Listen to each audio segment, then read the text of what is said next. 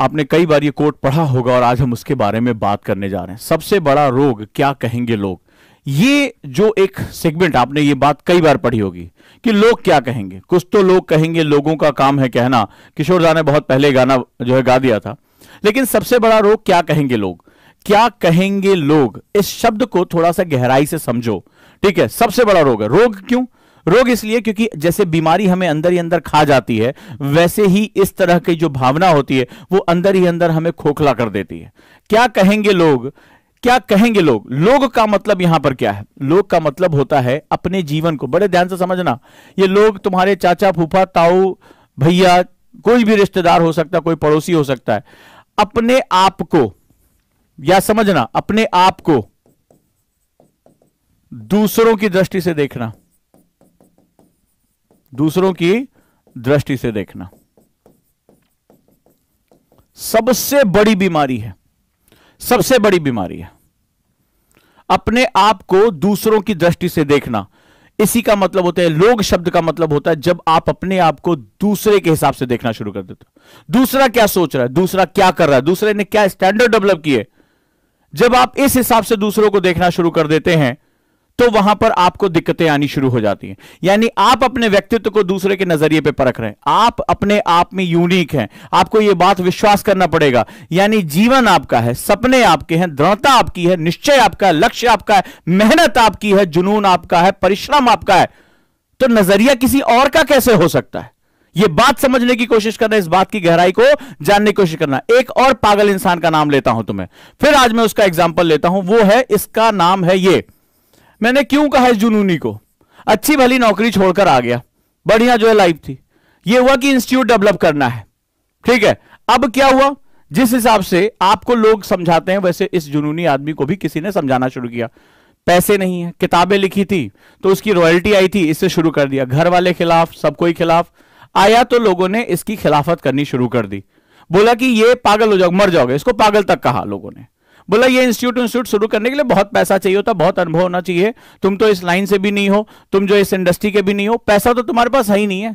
इस तरह से कोचिंग चलती है। ये कुर्सियां 100-100 रुपए की खरीद के, पुरानी सेकंड हैंड मेज लेके, छोटा सा कार्डबोर्ड लगा के, जो है वो प्लाईवुड लगा के ऑफिस बना लिया छोटा सा। इस तरह से कोई चलता है। लोगों ने मजाक उड़ाया, यहां तक कह दिया कि जब अगर तुम भीख मांगने की नौबत है, भूखो, तो हम तुम्हें 100-100 रुपए में भी पढ़ने के लिए दे देंगे। ये इस इंसान के बारे में कहा गया। कोई संसाधन नहीं था, कोई अनुभव नहीं था, यह भी नहीं पता था फ्लेक्स कैसे छपते हैं, बोर्ड कैसे बनता है, क्या होता है, कोरल ड्रॉ होता है जिस पर डिजाइन की जाती, कुछ भी नहीं इसको पता था। जो मजदूर थे उनके पास चाय पिला पिला के उनसे सीखा, डायरी में लिखता, अच्छा कोरल इसे कहते हैं, पेज मेकर ये होता है, ऐसे फ्लेक्स छपता है, इतने रुपए में लगता है। पैसा नहीं, अनुभव नहीं, अकेला जुनून था बस। तो लोगों ने कहा पागल है, शब्द आया, अरे पागल है, मर जाएगा कुछ दिन बाद। एक बहुत बड़े प्रॉपर्टी डीलर ने जब मकान दिया, हाथ पैर जोड़ा कि कुछ एक कमरा दे दीजिए, काम शुरू करना है। बोला अरे साहब मर जाओगे, 1-2 महीने बाद भाग जाओगे, पागल हो, अपनी नौकरी छोड़कर भाग रहे हो, मेरे बात लिख लो। उसने कहा कि लिख लो ये बात कि कुछ समय बाद तुम्हें अपने इस फैसले पर कि तुम इंस्टीट्यूट डेवलप करना चाहते हो, तुम्हें बहुत बड़ा पछतावा होगा। उसने दावे के साथ कहा, सबसे पुराना प्रॉपर्टी डीलर था वहां पे। तो इस व्यक्ति को कहा तुम पागल हो, तुम्हारा कुछ नहीं हो सकता, तुम्हारे पास कोई अनुभव, तुम यहां नहीं टिक सकते। आज ये व्यक्ति तुम्हारे सामने खड़ा होकर एक ऐसे चैनल को लीड करता है जहां लाखों की संख्या में, हजारों नहीं लाखों की संख्या में बच्चे न सिर्फ जुड़े हैं, उनके जीवन में एक सकारात्मक परिवर्तन आ रहा है, जिसके पास एक पैन इंडिया जो है वो एक स्पेस मौजूद है। तो अगर इस व्यक्ति ने लोगों की सुनी होती, और वो कहने वाले अपने थे, अपने पेरेंट्स नाराज कि क्या यार अच्छा भला नौकरी छोड़ छाड़ के, इतना सेट करियर छोड़ छाड़ के आगे जो है वो फ्लैट लेने का जो है जुगाड़ करने छोड़, ये पागलों की तरह कहां सड़क पे चप्पलें घिस रहा है। खुद के पेरेंट्स, खुद के भाई बहन नाराज कि क्या तुमने कदम उठा लिया, किस तरह का कदम उठा लिया, कैसे कैसे ताने, कैसी कैसी चीजें, अरे ट्यूशन पढ़ा लो, भूखे मर रहे हो तो ये काम कर लो, जब मुश्किलें आई नाक कटा दिया, जिंदगी बर्बाद कर दी, इस तरह के ताने जब इस इंसान को दिए गए। लेकिन अगर इसने सोचा कि यार जिंदगी मेरी है, फैसले मुझे लेने हैं, मैं जानता हूं मेरा विजन क्या है, मैं जानता हूं कि मुझे कुछ परिवर्तन करने से पहले खुद को जो है वो जलाना होगा, तपाना होगा, पंपलेट हाथों में ले लेके कई किलोमीटर चलना होगा, कोई बात नहीं है, शर्म को किनारे रखना पड़ेगा, रात में जाकर पोस्टर बैनर भी खुद चिपकाने होंगे, सब किया। और आज पीछे पलट के देखते हैं तो आज वही कहते हैं कि नहीं आप तो लीड कर रहे हैं, वही कहा जाता है कि नहीं भाई आपका तो बहुत नाम है, लोग आपको पहचानते हैं आपके नाम से, आपके चेहरे से। तो अगर इस व्यक्ति ने, इस पागल ने सुन लिया होता कि लोग क्या कह रहे हैं, तो शायद एक इनोवेशन खत्म हो जाता। सवाल यह नहीं कि सक्सेस क्या है और अनसक्सेसफुलनेस क्या है, सवाल है कि क्या आज ये व्यक्ति कई हजारों लोगों की जिंदगियों में परिवर्तन कर पा रहा है? क्या उनको बता पा रहा है कि सपने देखना तुम्हारा हक है? क्या उनको यह कह पा रहा है कि अपने सपने के लिए लड़ना तुम्हारा अधिकार है और तुम्हें लड़ना चाहिए? तुम्हारे हिस्से में जीत आए या हार आए, कम से कम एक लड़ाई तुम्हारी होनी चाहिए और तुम्हें लड़ना पड़ेगा। तो क्या आज ये बात पूरे दम्भ के साथ, पूरी ताकत के साथ ये व्यक्ति कह पा रहा है? क्या आज इस व्यक्ति के पास एक ऐसा प्लेटफॉर्म है जहां वो अपने स्टूडेंट की समस्याओं का समाधान करने के लिए सुबह 6:30 बजे भी मेडिटेशन की क्लास में मौजूद रहता है कि मेरे किसी बच्चे को एक दिन भी निगेटिविटी का सामना ना करना पड़े? और कितने ऐसे लोग हैं जहां पर इसकी बातें सुनकर, इस पागल, इस दीवाने की बात सुनकर उनको लगता है कि अगर यार हमने सपने देखे तो मुझे लड़ना चाहिए, और लड़ रहे हैं लोग और सक्सेस होकर निकल रहे हैं। पर यही अगर पीछे जाकर देखें, अगर इसने दुनिया भर की बातें सुन ली होती और उसको अपने अंदर धारण कर लिया होता, तो क्या आज इस नाम का कोई व्यक्ति आपके सामने मौजूद होता? हां या ना मुझे बताएं।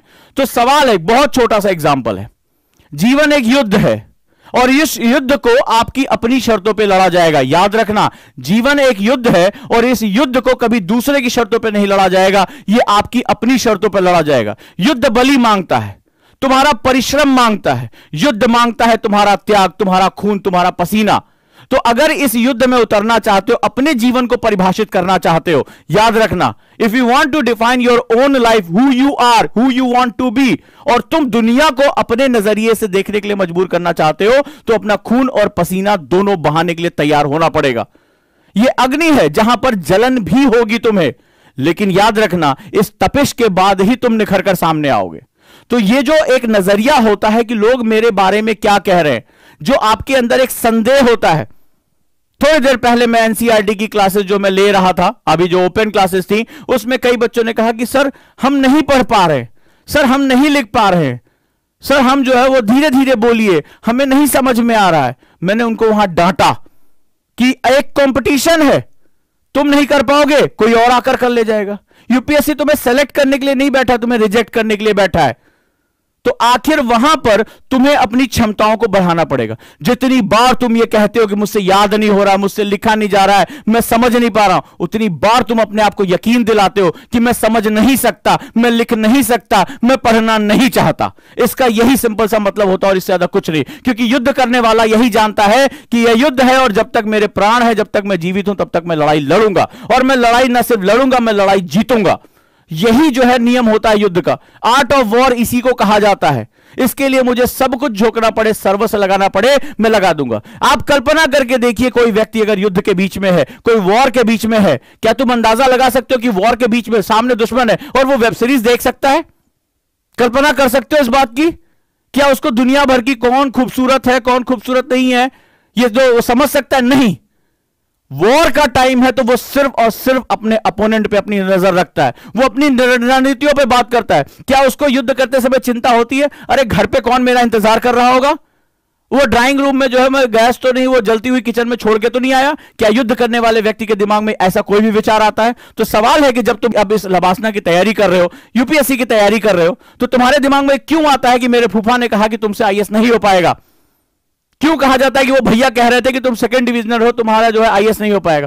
क्यों तुम्हें यह विचार आता है कि चलो यार थोड़ी देर एंजॉय कर लें, थोड़ी देर रेस्ट कर लें? क्या युद्ध में कोई भी खड़ा, युद्ध के मैदान में कोई खड़ा व्यक्ति इस तरह का किसी विचार के बारे में सोच सकता है? एक झटके में उसका सर जो है उसके धड़ से अलग हो जाएगा। तो महसूस करो कि यह एक तैयारी नहीं, एक वॉर है, एक युद्ध है। जिस दिन तुम्हें इस युद्ध की फीलिंग आनी शुरू हो जाएगी, तुम्हारे कान अपने आप बंद हो जाएंगे, आंखें सिर्फ अपने लक्ष्य को देखेंगी और सारे स्नायु तंत्र, सारी मस्कुलर पावर तुम्हें अपना लक्ष्य भेदने के लिए प्रेरित करना शुरू कर देंगे। तुम्हें किसी की आवश्यकता नहीं होगी, क्योंकि तुम्हें पता है या तो तुम मारोगे या तुम मर जाओगे। डू और डाई, यही आपके पास विकल्प होता है, और विकल्पहीनता जीवन में बहुत इंपॉर्टेंट होती है।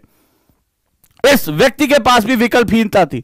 नौकरी छोड़कर आया, समाज की प्रेस्टीज छोड़कर, बोला कुछ नहीं, या तो ये या तो कुछ नहीं, नथिंग। कई लोगों ने कहा अच्छा कहीं पढ़ा लो यार, थोड़ा बहुत पैसे कमा लो, बाद में तुम्हारे पास कोई अनुभव नहीं इंस्टीट्यूट चलाने का, तुम जीवन भर नौकरी में रहे अचानक से। बोला कोई बात नहीं, अनुभव नहीं है, 4 लोग मुझे धोखा ही तो देंगे, दिया। कर्ज में डुबो देंगे, डुबो दिया। लेकिन इरादों, एक बीज था कि मुझे मेरा इंस्टीट्यूट मेरे तरीके से डेवलप करना है, मेरे पास एक सोच है, एक विजन है, मैं बच्चों को ये दे सकता हूं, एजुकेशन में परिवर्तन लेकर आ सकता हूं, और लेकर बढ़ा। तो ये आदमी अपने पागलपन की वजह से बढ़ा। इस पागलपन को महसूस करो, और महसूस करो कि तुम तैयारी वैयारी नहीं कर रहे हो, तुम एक युद्ध के बीच में, जिस दिन तुम्हें महसूस हो जाएगा युद्ध के बीच में। कल की क्लास लेने से पहले मैं लंच नहीं कर पाया। एक बच्चे ने मुझे मैसेज किया कि सर खुद को टॉर्चर करना गलत है, सर खुद को तकलीफ देना गलत है, आपको अपना ध्यान रखना चाहिए, खाना खाना चाहिए। मैंने कहा कि मैं क्या बोलूं इस विषय पे? तो बोला इसका क्या मतलब है? लेकिन इसका एक मतलब है कि अंदर एक पैशन जल रहा है, मैं एक युद्ध के बीच में हूं, मैं अपने लक्ष्य की प्राप्ति की तरफ हूं, मुझे वो परिवर्तन लेकर आना है, इसके लिए मुझे खुद को भस्म भी कर देना पड़े तो कोई बड़ी बात नहीं है। क्योंकि आपका लक्ष्य जितना बड़ा होता है, आपसे उतनी बड़ी कीमत मांगी जाती है। यह बात हमेशा याद रखिएगा। और यही जो है चीज मैं आपको यहां समझाने आया हूं।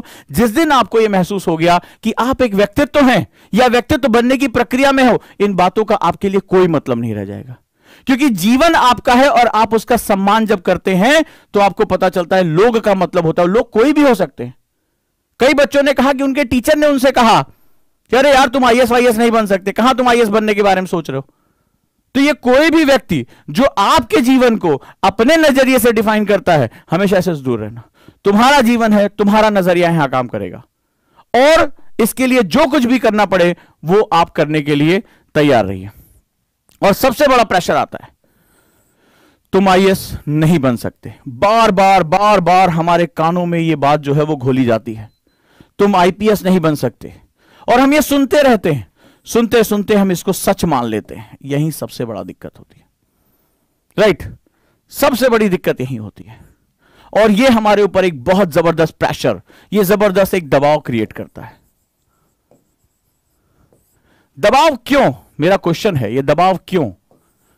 क्योंकि शुरुआती दौर से आपके अंदर निर्णय लेने और निर्णय की जिम्मेदारी, फिर मैंने कहा निर्णय लेने, आखिर क्यों आप दूसरों के बातों में आ जाते हैं, उसका कारण जान लीजिए।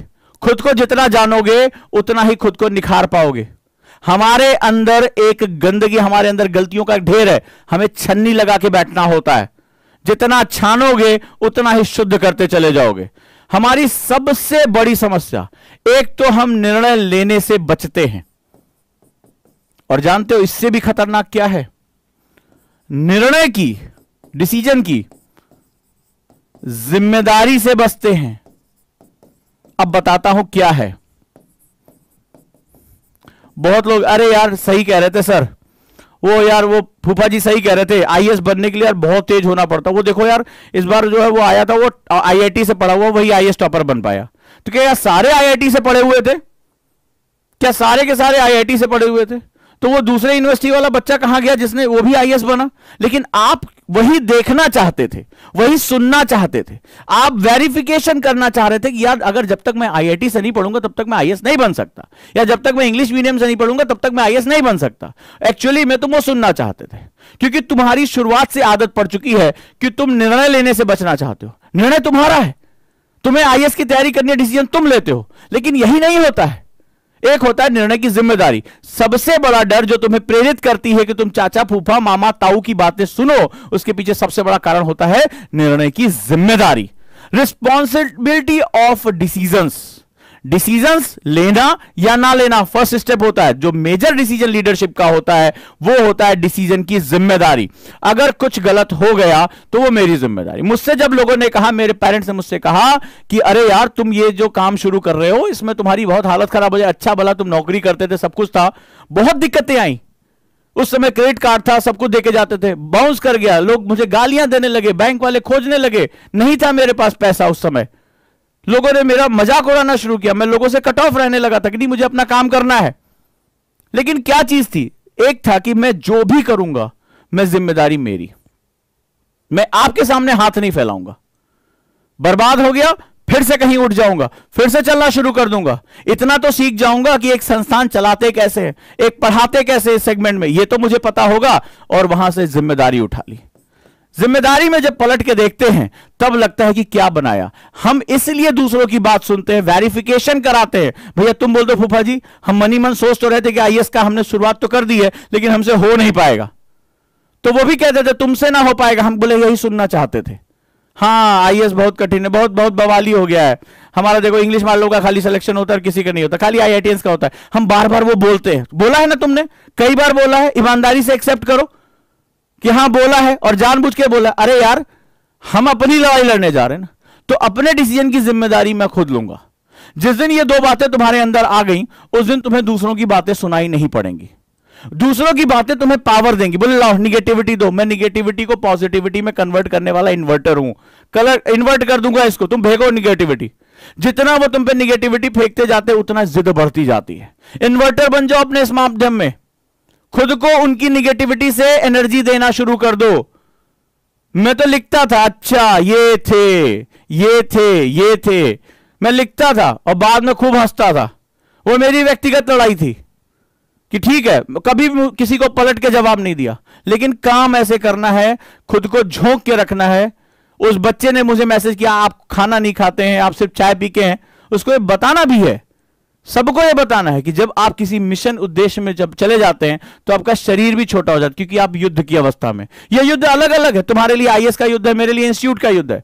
मेरे लिए वो पैशन है कि मुझे एजुकेशन में क्या परिवर्तन लेकर आना है। मुझे बताना है कि शिक्षा वैल्यू परक भी होती है, एजुकेशन के साथ उसकी मूल्य भी जुड़े होते हैं। मुझे बताना है कि यही सिविल सर्वेंट सिर्फ जो है वो घूसखोरी और रिश्वत के लिए नहीं जाने जाते। ये सिविल सर्वेंट के पास इतनी ताकत है कि वो अगर परिवर्तन पर आ जाए तो हिंदुस्तान का नक्शा, हिंदुस्तान की तकदीर को बदल सकते हैं, हिंदुस्तान की कई समस्याओं का समाधान लेकर आ सकते हैं। लेकिन बस उनके अंदर एक जागरूकता चाहिए, उनके अंदर एक रूट्स चाहिए, वो जाने तो हम कहां से आए हैं।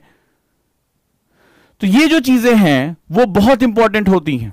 इस प्रेशर से लड़ने के लिए आपको दो काम करना पड़ेगा। पहला,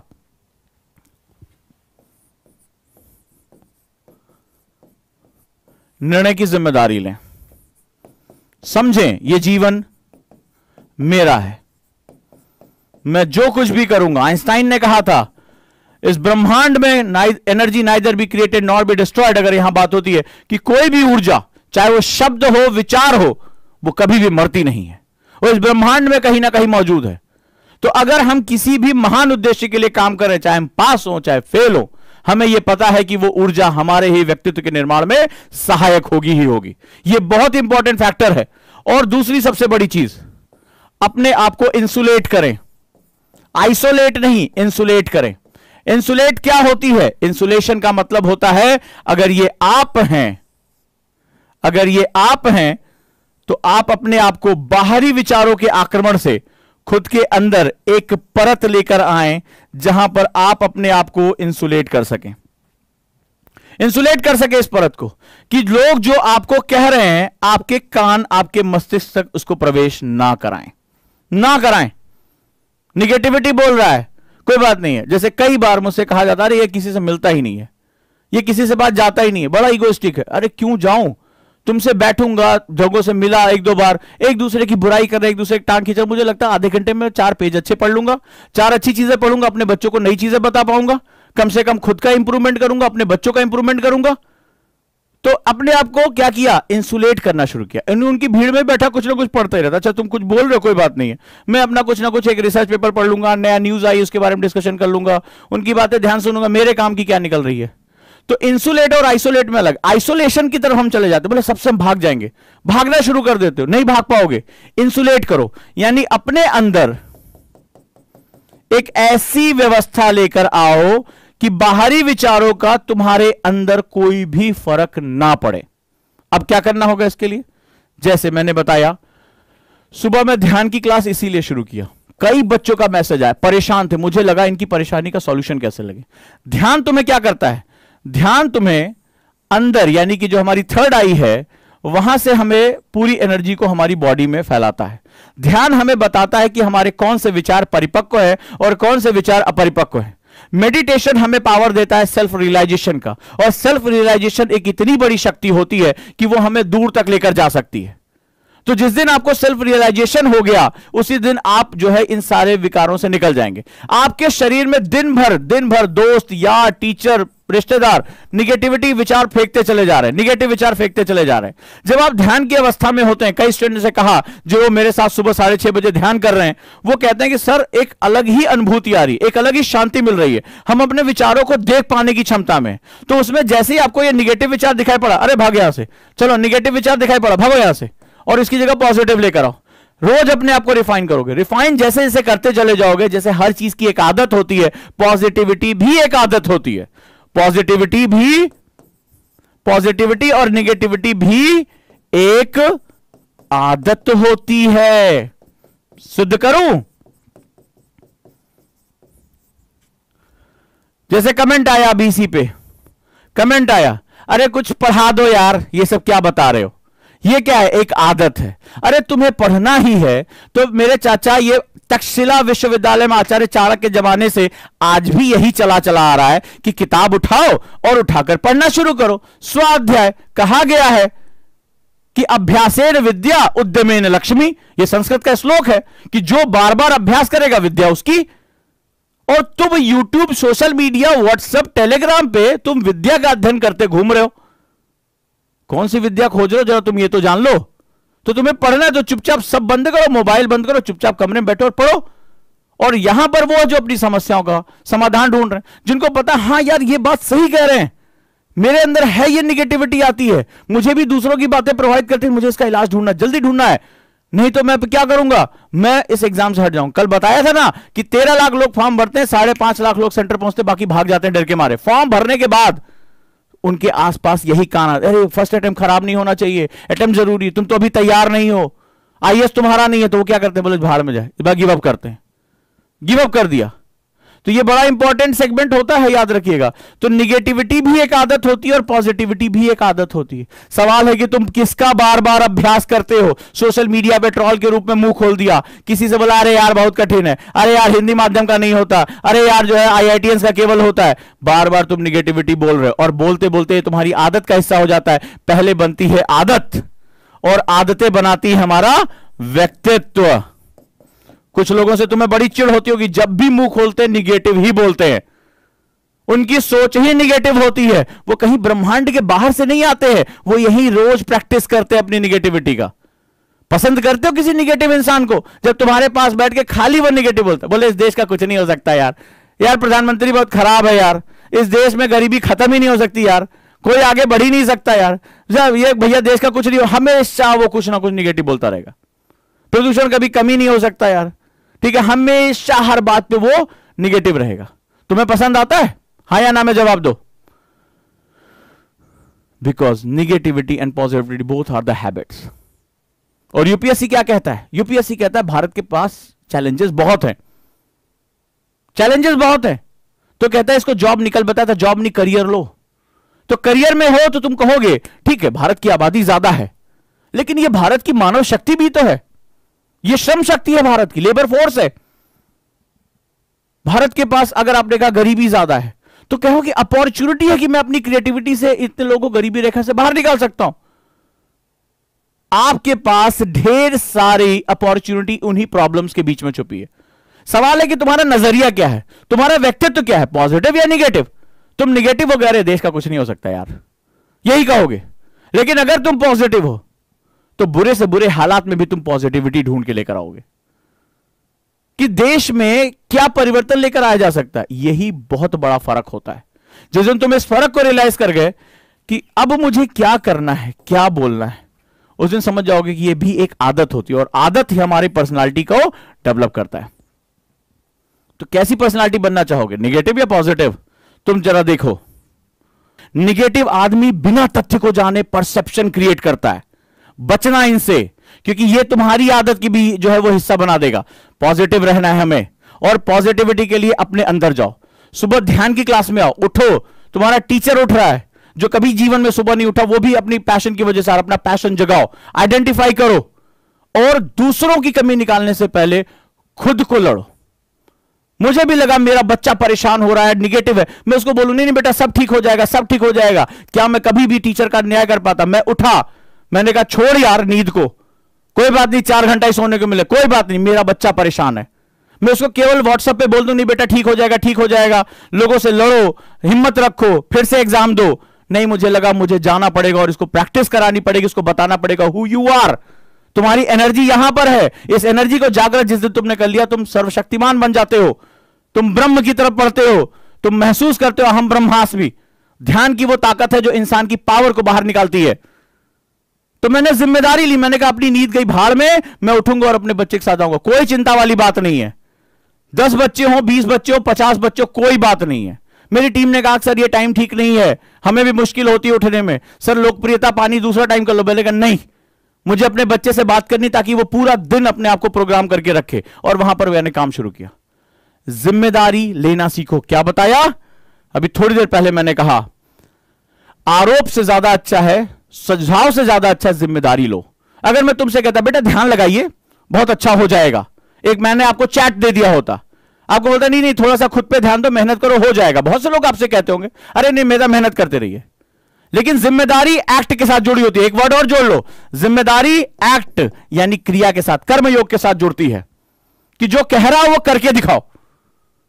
कहा कि ध्यान करो, लेकिन कहने से थोड़े ना तुम ध्यान कर लोगे। आओ बैठो, लगाओ बच्चे के साथ ध्यान, खुद भी उसको बताओ कि क्या होता है मेडिटेशन, कैसे अपनी ब्रीदिंग को कंट्रोल करके दिमाग को शांत कर सकते हो, निगेटिविटी को निकाल के फेंक सकते हो, अपने अंदर इंसुलेशन लेकर आ सकते हो कि विचार तुम मेरे बारे में कुछ भी कहो, मेरे अंदर कोई फर्क नहीं पड़ने वाला, कोई फर्क नहीं पड़ने वाला। इसको बोलते हैं एक्ट। यह होता है जो कथनी और करनी में अंतर नहीं करता।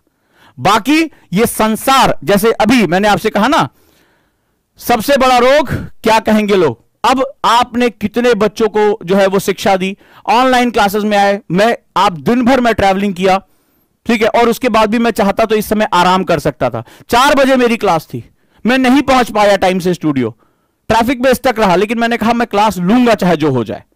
मैं भी आराम कर सकता था, आपको भी थकान होती, मैं भी ईश्वर थोड़े ना हूं, मुझे भी थकान हो रही है, लेकिन मैंने कहा मैं अपने बच्चे से बात करूंगा, उसकी निगेटिविटी को हटाऊंगा।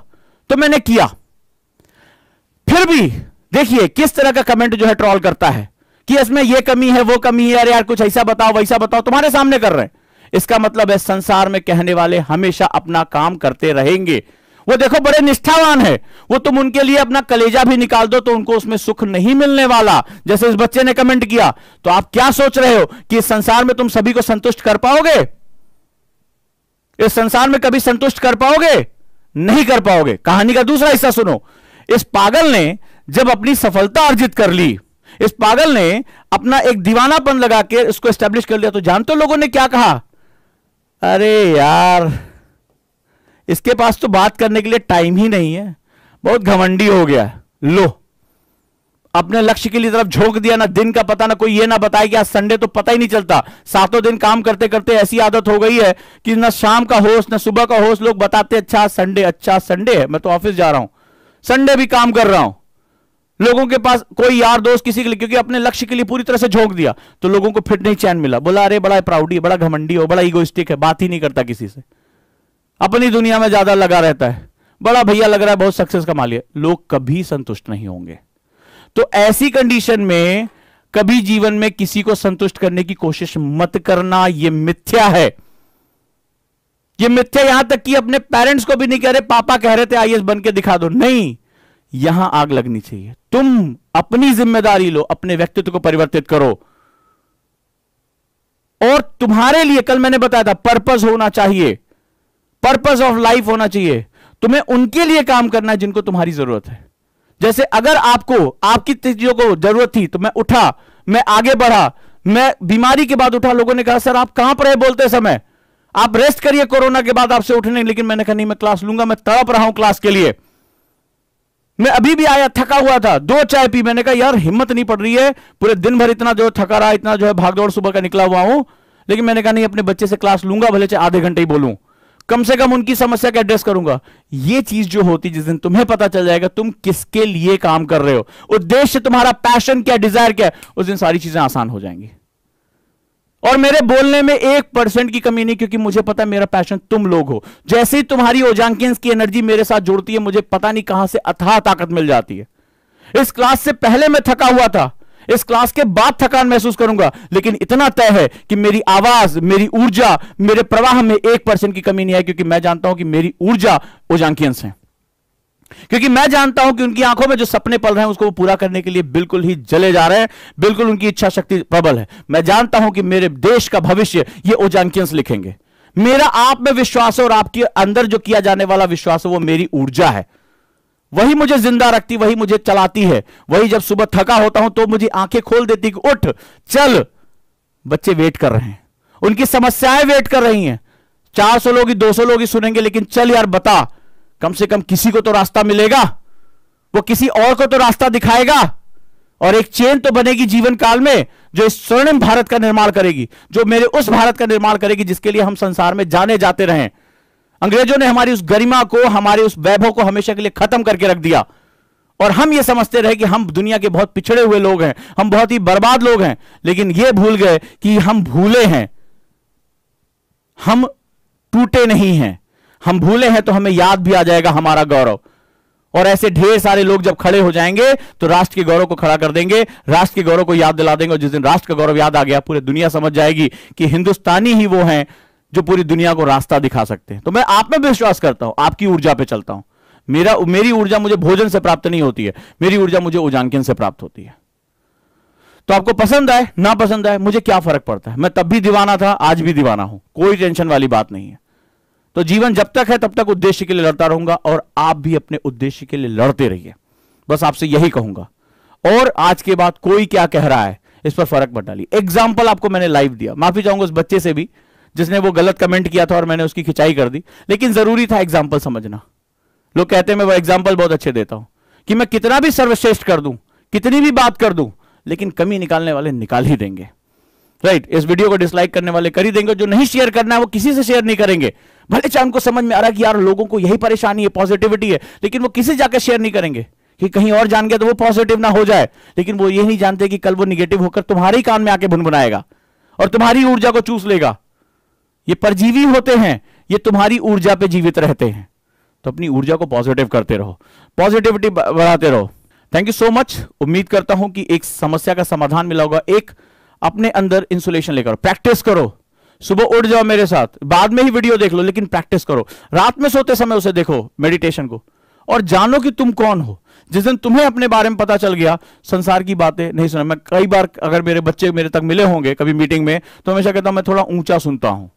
उसका मतलब होता है मैं सिंबल देता हूं कि भैया तुम्हारी भुनभुनाहट, तुम्हारी निगेटिविटी मुझे सुनाई नहीं पड़ती, मुझे सिर्फ हाई एनर्जी सुनाई पड़ती है।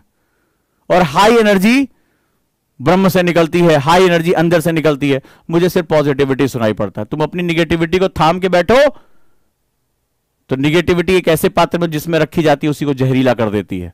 तो बिल्कुल ऐसे ही काम होता रहेगा। अगर तुमने यूपीएससी का सपना देखा है तो अब तुम लड़ोगे। अगर तुम्हारे अंदर लबासना की आग है तो तुम इसके लिए आगे बढ़ोगे, और तुम्हें बढ़ना चाहिए। और पहली बात तो निर्णय लो, निर्णय लेने से मत घबराओ। और दूसरी बात, निर्णय की जिम्मेदारी लो।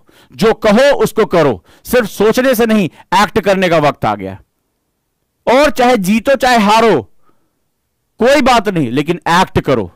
जीत और हार हमारे हाथ में नहीं, कर्मण्येवाधिकारस्ते मा फलेषु कदाचन, लेकिन हमारे हाथ में कर्म है, और कर्म मैं करूंगा, इस बात के लिए मैं जागरूक। और अपने आप को बनाने के लिए मुझे जो कुछ भी करना पड़े मैं करने को तैयार हूं, क्योंकि यह संसार मेरे ही कर्म से चलेगा। मैं अपना दृष्टिकोण ऊपर रखूंगा तो मैं दूसरों का दृष्टिकोण बदल दूंगा। मैं अपना दृष्टिकोण नीचे रखूंगा तो मुझे दूसरों के हिसाब से अपना दृष्टिकोण बदलना पड़ेगा। और नहीं, मैं ऐसा नहीं हूं। मैं ओजांकियन हूं। मैं जानता हूं कि मेरे अंदर ऊर्जा अपार है, और नहीं है तो मैं ऊर्जा का स्रोत ढूंढ लूंगा। मैं ढूंढना चाहता हूं, मेरा जुनून है। तुम रोक के दिखा दो, स्पष्ट रूप से रोक के दिखा दो। परम शक्तियों को, नदी को कौन रोक पाया है यार? बड़े बड़े पत्थर, बड़ी बड़ी चट्टाने, बड़े बड़े डैम, नदी ऐसे उड़ा, जब अपने पर आती है तो उखाड़ के फेंक देती है। ऊर्जा नदी की तरह होती है, नदी की तरह बढ़ो, रास्ता खोज लो। मुश्किलों से मत डराना कि कितना बड़ा चट्टान है, उस चट्टान के बगल में एक दरार है और जल वहां से भी निकल जाता है। इस बात को हमेशा याद रखना। तो दरारें हमेशा मौजूद है, मुश्किलें चाहे जितनी बड़ी हो, उनके अंदर दरारें होती हैं। यह संसार का नियम है, जीवन का नियम है। उन दरारों को ढूंढना सीखो, और तभी ढूंढ पाओगे जब शांत होगे, जब खुद पर भरोसा होगा, जब आत्मविश्वास होगा, जब यह लगन होगी कि बड़ी से बड़ी मुश्किल से टकरा कर मैं रास्ता ढूंढ ही लूंगा। क्योंकि तुम्हारा रास्ता ढूंढना, तुम्हारे पीछे हजारों लाखों के लिए एक प्रेरणा बनेगी। महसूस करो कि तुम मशाल हो, महसूस करो कि तुम युद्ध में हो, तुम्हें भटकने का कोई अधिकार नहीं है। अगर मेरी बात तुम्हारे दिल तक पहुंची है तो मुझे जरूर बताना, और अगर बात पहुंची है तो आज ये समझ लेना कि एक तो निर्णय लेना और दूसरा निर्णय की जिम्मेदारी लेना, ये दोनों का अंतर अगर आज समझ गए हो तो आज से निर्णय के साथ कर्म को जोड़ दो, और कर्म को जिस दिन जोड़ दोगे उसी दिन तुम आगे बढ़ जाओगे।